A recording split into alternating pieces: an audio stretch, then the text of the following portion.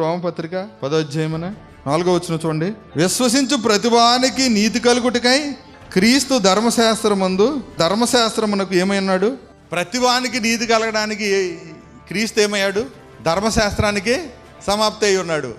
ఇప్పుడు మళ్ళీ మనం ధర్మశాస్త్రం కింద పాపం చేయకూడదు అనే ఆజ్ఞని నేను చెప్తున్నాను అనుకో, మీకు పాపం చేయకూడదు, పాపం చేస్తే మీరు నరకానికి వెళ్ళిపోతారు అని చెప్తున్నాను అనుకోండి. అంటే చెప్పకూడదు, అలాగా తప్పు అనిపించదు ఏమండి. లేకపోతే ఈయన తప్పు చెప్తున్నాడు అంటే పాపం చేసినా పర్లేదని చెప్తున్నాడు ఈయన అన్నట్టుగా అనిపిస్తుంది. అదేనా? అలాగే అనిపిస్తుంది కదా.